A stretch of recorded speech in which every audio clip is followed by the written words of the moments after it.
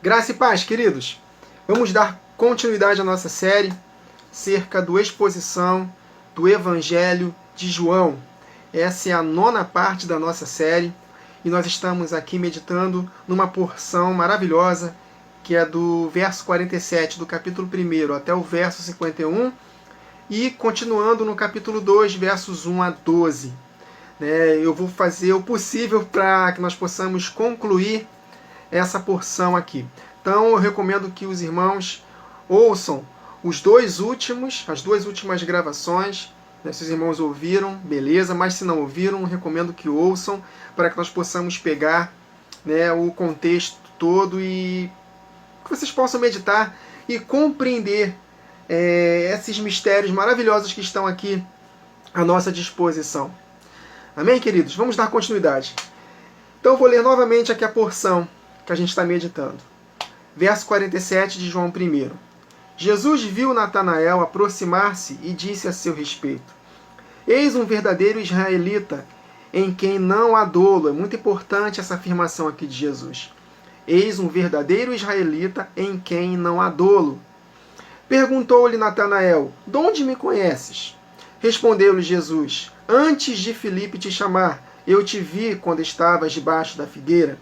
Então exclamou Natanael: Mestre, tu és o Filho de Deus, tu és o Rei de Israel. Jesus operou um milagre ali, um sinal maravilhoso, que deixou Natanael perplexo. Ao que Jesus lhe respondeu: Por que te disse que te vi debaixo da figueira, crês? Pois maiores coisas do que estas verás. E acrescentou: em verdade vos digo, que vereis o céu aberto e os anjos de Deus subindo e descendo sobre o Filho do Homem. Então, em cima dessa afirmação de Jesus, nós meditamos em Gênesis 28. Nós vimos que Jacó, ele viu uma escada que atingia ao topo e os anjos de Deus desciam e subiam sobre ela. E nós vimos que Deus fez uma promessa para Jacó que da sua descendência ele receberia essa terra por herança. E nós conectamos a descendência a Jesus e a sua igreja. Essa herança ele vai receber só na ocasião da sua ressurreição, na ocasião da volta de Jesus. Em vida, Jacó ele não retornou para aquela terra. Muito pelo contrário, ele foi para o Egito, ele morreu no Egito. Por quê? Porque essa terra é a terra que ele vai receber por herança na ocasião da volta de Jesus. Nós vimos, aqui meditamos em Hebreus 11, nós vimos que ele não recebeu, nem ele, nem Isaac, seu pai, nem Abraão. Todos eles contemplaram de longe essa promessa. Nós vimos que essa cidade que eles vão receber é a glorificação, é o casamento do Senhor na ocasião da sua volta. E aí no capítulo 2, logo em seguida, Jesus ele inspirou, o Espírito de Jesus inspirou João a escrever, que foi no 3º dia depois dessa conversa que ele teve com Natanael.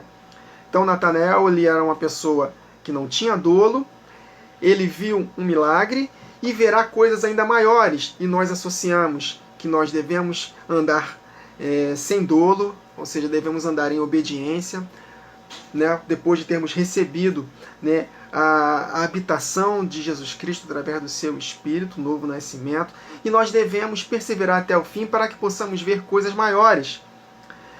E aí, o escritor João ele escreveu esse detalhe muito importante, no 3º dia.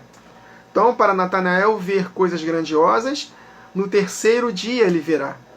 Foi quando houve um casamento em Caná da Galileia, achando-se ali a mãe de Jesus. Jesus também foi convidado com os seus discípulos para o casamento, no 3º dia.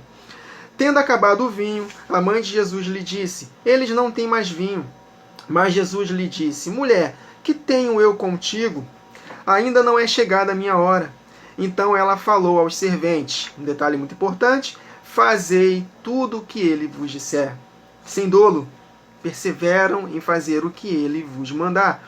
Estavam ali 6 talhas de pedra que os judeus usavam para as purificações, e cada uma levava 2 ou 3 metretas. Jesus lhes disse, olha só, queridos, purificação. Entenda isso, nós vamos entender isso melhor.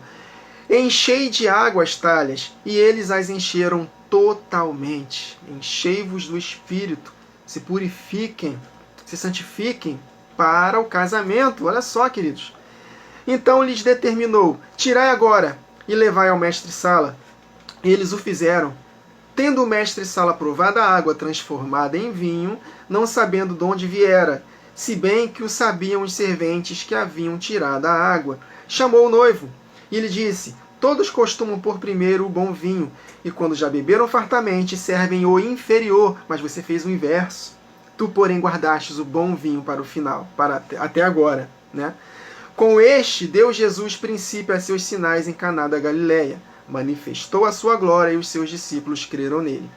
Então, queridos, nós nascemos de novo em Cristo Jesus. Ressuscitamos espiritualmente com Cristo. Recebemos as primícias, os primeiros frutos do Espírito, o penhor da nossa herança eterna. Então, somos noiva de Jesus Cristo. Ainda não somos esposa, somos noiva. Temos um casamento prometido.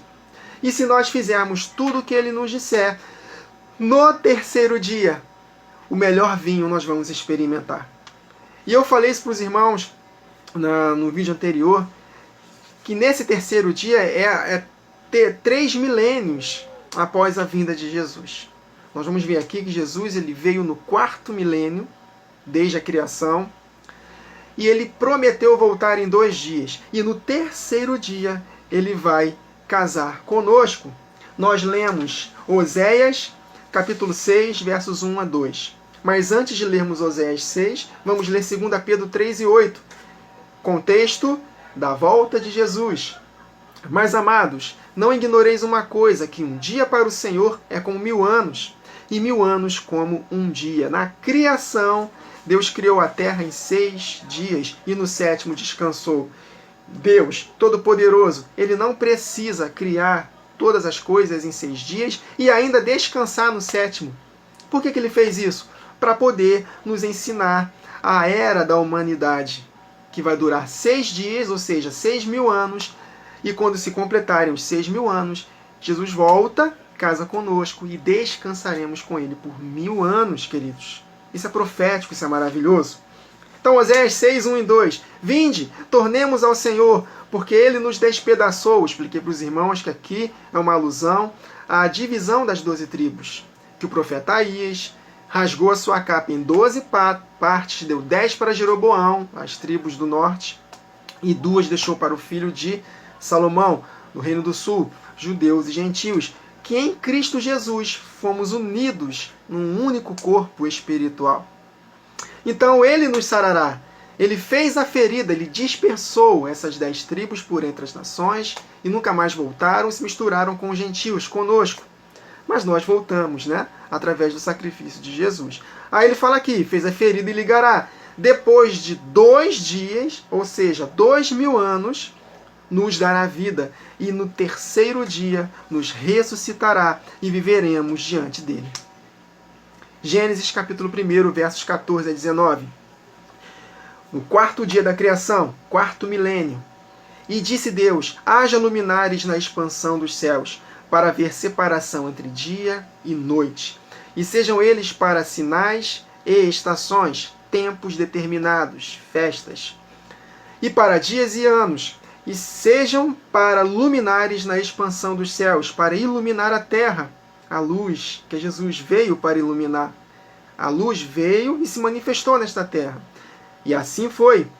E fez Deus os 2 grandes luminares. O luminar maior, Jesus Cristo, o sol da justiça, para governar o dia, e o luminar menor para governar a noite, a lei de Moisés. A lei de Moisés e Jesus Cristo. Está falando acerca da antiga aliança e da nova aliança. A lua menor, apenas sombra, e Cristo Jesus, superior a Moisés, a realidade. A lei veio por intermédio de Moisés, a graça e a verdade veio por intermédio de Jesus Cristo. Já meditamos sobre isso em João. E fez as estrelas. Nós somos como estrelas, queridos. Quem são as estrelas? O corpo de Cristo Jesus, a igreja dele. E Deus os pôs na expansão dos céus. Então Jesus veio no 4º milênio, morreu por nós, ressuscitou dentre os mortos, trouxe consigo muitos frutos, que somos nós. Então ele veio, primeiro veio a lua, depois veio o sol da justiça e as estrelas, no quarto milênio. E depois de 2 milênios, 2 dias, ele no terceiro dia, no 7º milênio, ele nos ressuscitará, na ocasião da sua volta, e viveremos diante dele, nos casaremos com ele, o melhor vinho. Amém? Então, o primeiro vinho, novo nascimento. Depois de 2000 anos, o melhor vinho. Aí ele continua: e Deus os pôs na expansão dos céus para iluminar a terra e para governar o dia e a noite, e para fazer separação entre luz e as trevas. Jesus, a luz do mundo. Amém? Quem se arrepende dos seus pecados se achega à luz, mas quem não quer se arrepender dos seus pecados vai continuar nas trevas. E viu Deus que era bom, e foi à tarde e manhã, o 4º dia, o 4º milênio. Profético, né, meus irmãos? Amém. Então, em João, capítulo 1, versos 4 e 5, nós já meditamos: a luz, que é Jesus, resplandece nas trevas, e as trevas não o compreenderam. Então, ele veio separar luz e trevas. 2 Coríntios 4 e 6, porque Deus que disse que das trevas resplandecesse a luz, separação da luz e trevas, é quem resplandeceu em nossos corações para a iluminação do conhecimento da glória de Deus na face de Jesus Cristo. Então, queridos, em Êxodo capítulo 19, versos 4 a 11, está escrito que Deus casou com a nação de Israel no 3º dia. Olha só, não podemos perder de vista esse detalhe importante de João capítulo 2, verso 1. No 3º dia, 3 dias depois da conversa que ele teve com Natanael, de que ele viria os anjos de Deus subindo e descendo sobre o Filho do Homem, que é Jesus, voltando, meus irmãos, com miríades e miríades de anjos. No 3º dia viveremos com ele. Então, vamos falar aqui da sombra de Êxodo capítulo 19, 4 e 11, o casamento que Deus fez com o seu povo. Vós tendes visto o que fiz aos egípcios, como vos levei sobre asas de águias e vos trouxe a mim. Agora, pois, se diligentemente ouvides a minha voz e guardardes a minha aliança, então sereis a minha propriedade peculiar dentre todos os povos, porque toda a terra é minha. E vós me sereis um reino sacerdotal e um povo santo. Estas são as palavras que falarás aos filhos de Israel. E veio Moisés e chamou os anciãos do povo e expôs diante deles todas estas palavras que o Senhor lhe tinha ordenado. Então todo o povo respondeu a uma voz e disse: tudo que o Senhor tem falado, faremos. E relatou Moisés ao Senhor as palavras do povo. Então Deus casou com o povo e deu os 10 mandamentos. E através daqueles 10 mandamentos era a aliança, o compromisso que o povo tinha que ter com Deus. Mas eles não obedeceram, nós sabemos disso. Como Deus é presciente, ele sabia que o povo não obedeceria, ele escreveu os 10 mandamentos em 2 tábuas de pedra para representar a dureza de coração. Mas hoje, na nova aliança, a lei do Senhor Jesus, esses 10 mandamentos, estão escritas no nosso coração. Um coração de carne, para que possamos obedecer de todo o coração. E disse o Senhor a Moisés: eis que eu virei a ti numa nuvem espessa, para que o povo ouça, falando eu contigo, e para que também te creiam eternamente, porque Moisés tinha anunciado as palavras do seu povo ao Senhor. Disse também o Senhor a Moisés: vai ao povo, olha o detalhe, santifica-os hoje e amanhã, 2 dias, e lavem eles as suas vestes. Apocalipse 22 e 11. 22 e 14, eu acho. Bem-aventurados os que lavam as suas vestes. E o significado é: guardam os meus mandamentos, para que tenham direito à árvore da vida e possam entrar na cidade pelas portas. Então, em 2 dias, 2000 anos, a igreja tem que se santificar, hoje e amanhã, lavando as suas roupas. Olha o detalhe: e estejam prontos para o 3º dia, porquanto no 3º dia o Senhor descerá diante dos olhos de todo o povo sobre o Monte Sinai. Então isso aqui é profético, meus irmãos. Embora esteja falando da antiga aliança, que o povo não foi fiel, aqui é uma profecia acerca da igreja, que nós lemos aqui em Oséias. Depois de 2 dias nos dará vida, e no 3º dia nos ressuscitará, e viveremos diante dele. Mas Wagner, como é que você me diz que Deus casou? Aqui não está muito claro que Deus casou com o povo de Israel. Jeremias capítulo 31, versos 31 e 32. Olha o que Jeremias escreveu falando dessa situação de Êxodo 19, no Monte Sinai. Eis que vem dias, diz o Senhor, em que farei uma aliança nova com a casa de Israel e com a casa de Judá, judeus e gentios, a igreja, somos nós. Não conforme a aliança que fiz com seus pais, que acabamos de ler aqui de Êxodo 19, no dia em que os tomei pela mão para os tirar da terra do Egito.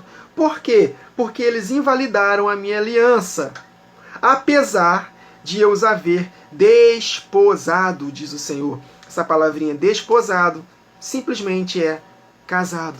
Tomei para mim como minha esposa. Então Deus casou com o povo em Êxodo 19. Terceiro dia, houve um casamento em Caná da Galileia. Meus irmãos, é tremendo. É tremendo. Agora vamos ler aqui acerca desses 2 dias. Um dia para o Senhor como 1000 anos como um dia. E no terceiro dia nós receberemos a vida eterna definitiva. Olha o que o Senhor Jesus falou em Lucas capítulo 10, versos 25 a 37. Olha que parábola maravilhosa. E eis que certo homem, intérprete da lei, se levantou com o intuito de pôr Jesus à prova e disse-lhe: Mestre, que farei para herdar a vida eterna, para estar contigo para sempre, a glorificação do meu corpo? Então Jesus lhe perguntou: O que está escrito na lei? Como interpretas? A isto ele respondeu: Amarás o Senhor teu Deus de todo o teu coração, de toda a tua alma, e de todas as tuas forças, e de todo o teu entendimento, e amarás o teu próximo como a ti mesmo. É o resumo de toda a lei, dos 10 mandamentos. Então Jesus lhe disse: Respondeste corretamente, faze isto e viverás eternamente. Então, para sermos salvos eternamente, nós temos que perseverar em obedecer aos 10 mandamentos. Eu já expliquei para os irmãos que os 10 mandamentos, o resumo dos 10 mandamentos, é não fazer as obras da carne, e sim andarmos em santidade, obedecer às ordenanças do Senhor. Aí ele continua: Ele, porém, querendo justificar-se, perguntou a Jesus: Quem é o meu próximo? Jesus prosseguiu, dizendo: Certo homem descia de Jerusalém para Jericó e veio cair em mãos de salteadores, os quais, depois de tudo lhe roubarem e lhe causarem muitos ferimentos, retiraram-se, deixando-o semi-morto. Casualmente descia um sacerdote para aquele mesmo caminho e, vendo, passou de largo. Semelhantemente, um levita descia por aquele lugar e, vendo, também passou de largo. Certo samaritano, Jesus era tremendo, meus irmãos, porque os judeus eram inimigos dos samaritanos. E Samaria era a capital das 10 tribos que foram dispersas por entre as nações. Ou seja, eles faziam pouco caso de nós. Então Jesus se colocou no lugar de um samaritano, porque hoje não tem mais diferença entre samaritano e judeu. Judeus e resto do mundo somos um único povo. Deus não faz mais acepção de pessoas. Então Jesus se colocou como um samaritano aqui nessa parábola para deixá-los cada vez mais irritados. Olha como Jesus era tremendo, meus irmãos. Então, certo samaritano, que vocês odeiam, que seguia o seu caminho, passou-lhe perto e, vendo, compadeceu-se dele. E, chegando-se, pensou-lhes os ferimentos, aplicando-lhes óleo e vinho. Ou seja, nós estávamos como semi-mortos, queridos. E Deus veio e nos resgatou através de Jesus Cristo, o bom samaritano. E colocando-o sobre o seu próprio animal, levou-o para uma hospedaria, ou seja, para o ajuntamento dos santos, para a igreja, e tratou dele. No dia seguinte, olha o detalhe, tirou 2 denários e os entregou ao hospedeiro. Olha só, meus irmãos, 2 denários. 1 denário equivalia a 1 dia de trabalho, ou seja, 2 denários, ou seja, 2000 anos. Estão conseguindo compreender? E os entregou ao hospedeiro, dizendo: Cuida deste homem, e se alguma coisa gastares a mais, eu te indenizarei quando voltar. Meus irmãos, cuidarmos uns dos outros. Lembra que nós meditamos sobre isso uns vídeos atrás? Que o negócio de Deus são pessoas? Que nós vimos a como Pedro foi chamado para ser pescador de homens. O negócio de Deus são pessoas. Então, cuide deles, que eu vou te indenizar quando eu voltar. Eu vou te recompensar. Aí Jesus falou: qual destes três te parece ter sido próximo do homem que caiu nas mãos dos salteadores? Respondeu-lhe o intérprete da lei: o que usou de misericórdia com ele. Então lhe disse: vai tu e procede de igual modo. Então, em Mateus 25, Jesus vai nos recompensar de acordo com o bem que fizemos para as pessoas. E Jesus vai falar: a mim vocês fizeram. Mas se vocês não fizeram isso para os meus pequeninos, a mim não fizeram. Então, Tiago 2,13, no dia do juízo, porque o juízo é sem misericórdia, para com aquele que não usou de misericórdia. E a misericórdia triunfa do juízo. Mateus 5,7, bem-aventurados os misericordiosos, porque estes que são misericordiosos é que alcançarão misericórdia. Então, queridos, para que possamos alcançar o melhor vinho depois de 2000 anos, no terceiro dia, no terceiro milênio, no sétimo milênio, porque Jesus veio no quarto milênio, 4 mais 3, 7, para que possamos entrar no repouso sabático, nós temos que ser como Natanael, sem dolo. Que nós possamos andar em santidade, obedecendo aos mandamentos. Né? O intérprete da lei perguntou: o que eu faço para viver eternamente? E Jesus respondeu: obedece aos mandamentos. E o resumo dos mandamentos é amar ao Senhor acima de todas as coisas e ao próximo como a nós mesmos. Viver em função de ser bênção para com as pessoas. Aí sim, nós receberemos a terra por herança no sétimo milênio e viveremos eternamente. Apocalipse 19, 1-9, falando acerca do casamento do Senhor. Eu vou adiantar aqui para ganharmos tempo. Regozijemo-nos e alegremo-nos e demo-lhe glória, porque vindas são as bodas do Cordeiro. Olha aí, o milênio, o sétimo milênio, o casamento. E já a sua esposa se aprontou, e foi-lhe dado que se vestisse de linho fino, para poder entrar nessas bodas. Puro, fala de santidade, olha aí, as águas que purificavam, né, a cerimônia do casamento. Águas tipificam o Espírito Santo, a palavra de Deus, o Espírito da verdade. Amém, queridos? Então, linho fino, puro e resplandecente, porque nós somos a luz do mundo, juntamente com Jesus. Amém? Não se acende uma candeia e coloca debaixo. Não, coloca em lugar alto. Nós somos a luz do mundo. Porque o linho fino são os atos de justiça dos santos, sem dolo, como Natanael, para ver coisas maiores. E disse-me: escreve, bem-aventurados aqueles que são chamados à ceia das bodas do Cordeiro. E disse-me: estas são as verdadeiras palavras de Deus.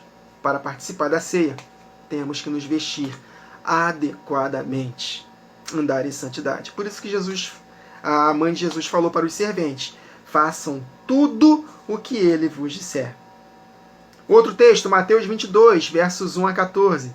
De novo entrou Jesus a falar por parábolas, dizendo: o reino dos céus é semelhante a um rei que celebrou as bodas do seu filho. Então enviou os seus servos a chamar os convidados para as bodas, mas estes não quiseram vir. Enviou ainda outros servos com esta ordem: dizei aos convidados: eis que já preparei o meu banquete. Os meus bois e cevados já foram batidos, e tudo está pronto. Vinde para as bodas. Eles, porém, não se importaram e se foram, um para o seu campo, outro para o seu negócio. E outros, agarrando os servos, os maltrataram e mataram. O rei ficou irado, e enviando as suas tropas, exterminou aqueles assassinos, e lhes incendiou a cidade. Então disse aos seus servos: está pronta a festa, mas os convidados não eram dignos. E para entrar nessa festa, meus irmãos, temos que ser dignos. E a dignidade é andar em obediência. Estou lembrando aqui de uma passagem de Jesus para a igreja de Sardes, se eu não me engano. Ele estava repreendendo aquela igreja e ele falou para João: João, há alguns desta igreja que não contaminaram as suas vestes. estes andarão de branco comigo, porque são dignos, porque andaram em santidade. Aí ele continua: e depois para as encruzilhadas dos caminhos, e convidai para as bodas a quantos encontrardes. Nós aceitamos esse convite, meus irmãos, mas que possamos perseverar até o fim, para que nós estejamos dignos para participar deste casamento. E saindo aqueles servos pelas estradas, reuniram todos os que encontraram, maus e bons, e a sala do banquete ficou repleta de convidados. Entrando, porém, o rei para ver os que estavam à mesa, olha o detalhe, meus irmãos, notou ali um homem que não trazia veste nupcial e perguntou-lhe: amigo, como entraste aqui sem veste nupcial? E ele emudeceu. Então ordenou o rei aos serventes: amarrai-o de pés e mãos e lançai-o para fora nas trevas. Ali haverá choro e ranger de dentes, porque muitos são chamados, mas poucos escolhidos. Por quê? Porque ele foi chamado, aceitou o convite, somos nós, mas no decorrer da jornada ele não lavou as suas vestes no sangue do Cordeiro. Ou seja, não andou em obediência, não obedeceu aos mandamentos, não se purificou, não se santificou, não fez bem ao próximo. E aí não ficou qualificado para participar do reino. Não fez tudo o que o Senhor mandou. E aí não teve jeito. Não entra de qualquer maneira, meus irmãos. Então, só vamos participar desse casamento no terceiro dia se nós fizermos tudo o que o Senhor mandar. Lembra que ele fala em Lucas 6? Por que me chamam Senhor, Senhor, mas não fazem o que eu vos mando? Mas se fizermos o que o nosso Senhor manda, nós estaremos nesta rocha, com Ele, para sempre. Pode vir o que for, e nada nos separará do seu amor, porque nós ouvimos as suas palavras e as praticamos. Apocalipse 22, 11 a 15. Quem é injusto, seja injusto ainda. Quem é sujo, seja sujo ainda. E quem é justo, seja justificado ainda. Justo é aquele que pratica justiça. O linho fino são os atos de justiça dos santos. Amém? Não é justo aqueles que ouvem a lei, mas os que praticam a lei hão de ser justificados. Nós somos justificados pelas nossas ações, pelas nossas obras. E não unicamente pelo que Jesus fez, mas sim pela nossa resposta ao que Jesus fez. Então ninguém é justo sem praticar a justiça. Aí ele continua: e quem é santo, seja santificado ainda mais. Eis que cedo venho para o terceiro dia, e o meu galardão está comigo para dar a cada um segundo a sua obra. Quem disse que a salvação não é por obras? Eu sou o Alfa e o Ômega, o princípio e o fim, o primeiro e o último. Bem-aventurados aqueles que guardam os seus mandamentos, ou lavam as suas vestes, para que possam ter direito à árvore da vida e possam entrar na cidade pelas portas. Mas ficarão de fora os cães, os feiticeiros, os que se prostituem, os homicidas, os idólatras e qualquer que ama e comete a mentira. Efésios 5, 25 a 27. Como é que nós vamos nos qualificando para casarmos com o Senhor?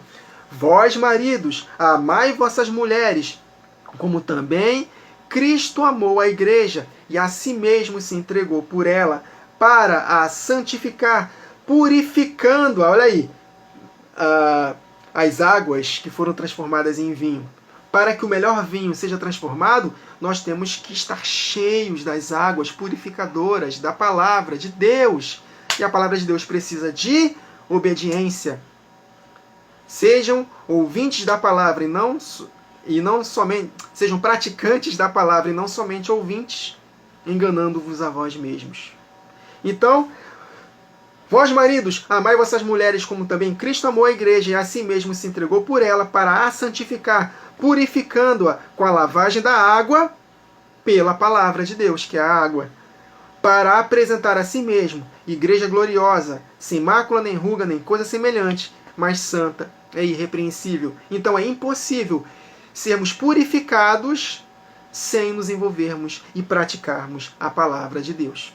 Então, cristão que não medita na palavra de Deus dia e noite e não tem o cuidado de fazer tudo quanto está escrito, não está se purificando, não está se qualificando para este casamento. Vai ficar de fora. Hebreus 12, 14. Segui a paz com todos e a santificação, sem a qual ninguém verá o Senhor. 1 João 3, versos 2 a 3. Amados, Agora somos filhos de Deus, o primeiro vinho. Mas ainda não é manifestado o que havemos de ser. Mas sabemos que quando ele se manifestar no terceiro dia, o melhor vinho para o final, fazendo tudo o que ele ordena, seremos semelhantes a ele, porque assim como é, o veremos. E qualquer que nele tem essa esperança, purifica-se a si mesmo, assim como também ele é puro, pela palavra de Deus. Amém, queridos? Que coisa maravilhosa.